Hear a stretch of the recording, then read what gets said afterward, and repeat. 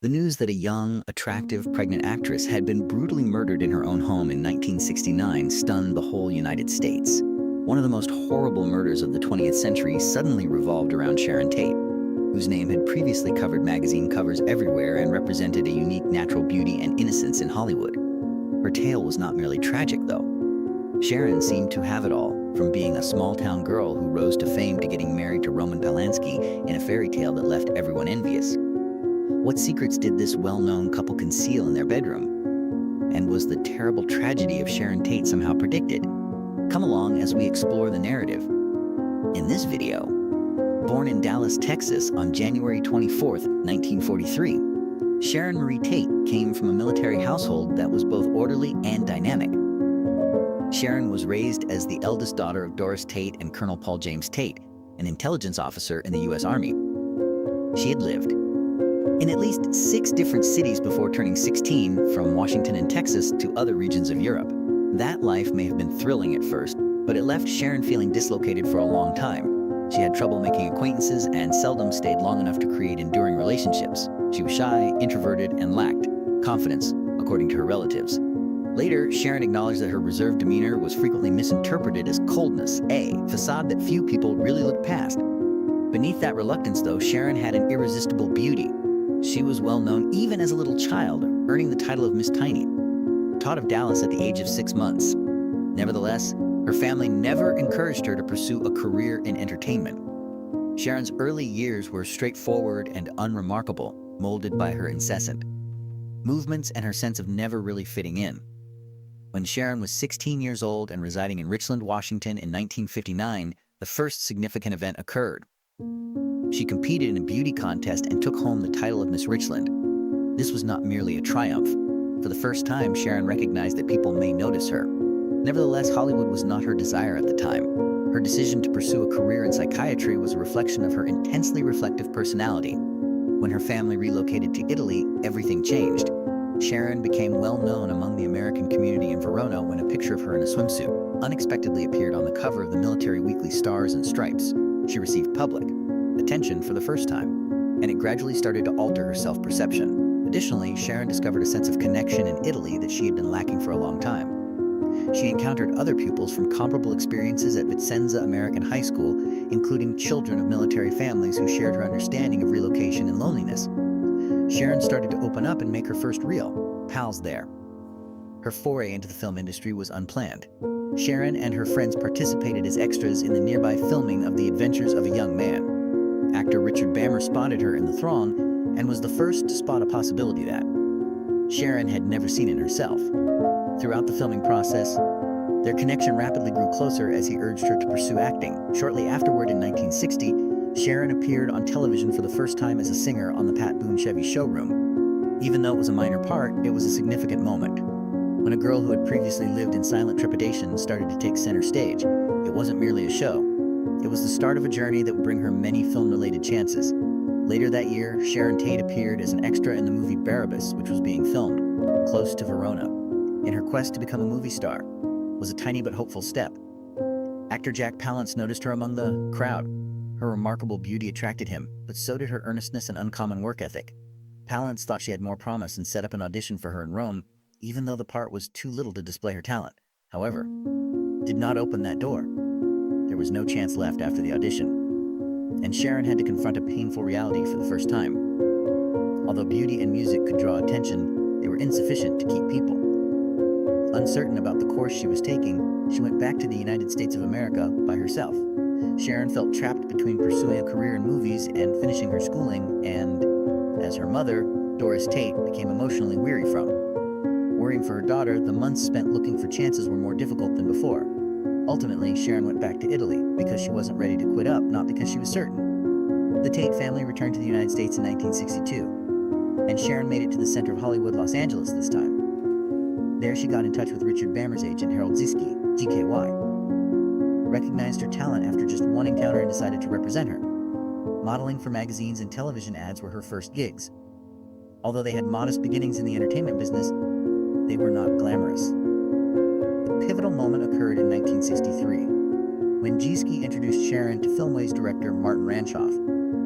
Signed a 7-year contract, an opportunity that many could only imagine. However, Sharon was prohibited from entering even as a large door opened. She was immediately considered for a main role in Petticoat Junction, but the role went to someone else after it was determined that she lacked confidence in her musical abilities. Rather, she made brief appearances in the Beverly Hillbillies and Mr. Ed.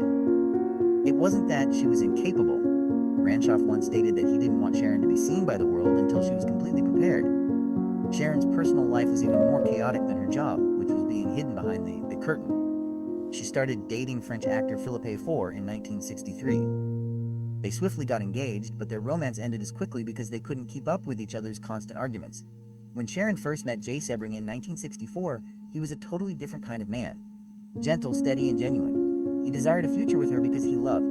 However, Sharon turned down Sebring's proposal. Not because she was emotionless, but rather because she had a firm understanding of one thing. She would have to abandon her dream if she decided to choose love at that very moment. And she went with the dream this time. Sharon Tate faced a chance in 1964 that had the potential to completely transform. She and emerging star Steve McQueen tried out for the movie The Cincinnati Kid, which was directed by Sam Peckinpah and might have been the breakthrough she had been hoping for. However, the door shut once more. Producer Martin Ransohoff and Peckinpah both thought Sharon was still too timid and unskilled to play a significant part. In the end, the part was scheduled for Tuesday. Sharon and Weld were forced to return to a location she was all too familiar with. Shortly after, she was turned down once more for the Liesel role in The Sound of Music. In quick succession, two significant opportunities vanished. A chilling reminder that opportunities were hard to come by in Hollywood, regardless of one's potential or beauty. Sharon went back to playing small parts on television, appearing briefly in the Americanization of Emily and the Sandpiper. There were no prominent parts or spotlights, just soft, nearly undetectable steps. However, things started to shift by the end of 1965. After keeping Sharon in the background, Martin Ranshoff offered her her first major role in Eye of the Devil. This was a risk as well as an opportunity. Sharon was cast among well-known actors like Deborah Kerr and David Nann in a movie that required more than simply looks. She performed the music of Odal, a young witch with an enigmatic charm. Despite having very little conversation, this character is essential to the story's gloomy and eerie atmosphere. It was a huge challenge for a rookie actress. Her eyes, her presence, and the emotion she could evoke on screen were the only things to conceal beneath lines. After a few weeks of filming, director Jay Thompson initially even created a backup plan in case Sharon didn't deliver. However, the reverse occurred. She didn't simply maintain her position day by day. She caused others to think twice. Deborah Kay thought she had all she needed to become a star with the correct luck, and David Nann described her as a fantastic discovery. For the first time, Sharon was off the edge of the narrative. She did not go back home right away after filming in France. Rather, she remained in London, a city teeming with new cultural vitality, fashion, and music. Immersed in a world of lights, late-night parties, and the attention she had previously shunned, Sharon started to transcend the image of the shy girl she once was. She also got to know Roman Polanski at that time, a seemingly routine, even uneventful meeting. Nobody could have predicted at the time that this brief meeting would subtly trigger a pivotal moment in Sharon Tate's life that she herself could never have predicted. Roman Polanski and Sharon Tate's relationship did not start off as romantically as many people might think. Later on, both acknowledged that when they first met, they didn't have a strong impression of one another. Polanski had initially selected red-haired actress Jill St. John for the female role in the movie The Fearless Vampire Killers. Producer Martin Ranshoff, however, was adamant that Sharon accept the part. Polanski eventually accepted after meeting her, but only under a very stringent requirement. For the duration of the filming, Sharon was required to wear a red wig. After the production relocated to Italy, Sharon started to demonstrate the value of her songs there. Her ability to communicate with the local team was greatly aided by her fluency in Italian. Working with Polanski was difficult, though. He was an extremely meticulous musician who frequently expressed frustration at Sharon's inexperience. Before he was satisfied, some moments had to be performed dozens of times with, going up to 70 takes. However, Sharon started to change as a result of that strain. She started out as a tentative performer and progressively gained confidence in every scene. In addition to being the director, Polanski portrayed the male protagonist, a naive young man who was drawn to Sharon's persona. The distinction between truth and screen gradually became hazy. The relationship changed as the filming went on. Doubt at first gave way to, then concern, and finally a genuine relationship. Sharon relocated to London to live with Polanski after the movie was finished, a move that represented both a shift in her personal life and her career. In the meantime, J.C. Bring, who had previously proposed to Sharon, went to London in the hopes of meeting Polanski. He did not turn aside in spite of his anguish. Rather, he remained Sharon's best friend and developed a close relationship with Polanski. Polanski's later description of Sebring as a lonely man who considered Sharon and himself to be family highlights the complexity of their relationship. Later, while Polanski remained in London, Sharon went back to the US to co-star with Tony Curtis in the movie Don't Make Waves. She portrayed Malibu in the movie, a persona based on beauty and sensuality that fit the then-dominant beach movie style. MGM actively advertised her appearance in a bikini for the majority of the movie, transforming her into a queen of the beach. Sharon, though, was dissatisfied with the part. She even made fun of herself for being a seductive young girl, believing that the part did not accurately represent her abilities. The movie didn't do well at the box office and got bad reviews. Sharon said it was a bad film and a rare moment of candor, but she soon saw that being so direct could backfire. Nevertheless, her reputation grew in spite of the setback. She made an appearance in a Coppertone sunscreen promotional campaign before the movie's release, which let viewers get to know her better. Polanski's career was taking off at the same moment.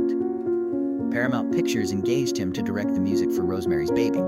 He didn't aggressively press for Sharon to be cast in the lead role, and Mia Farrow ended up getting the part.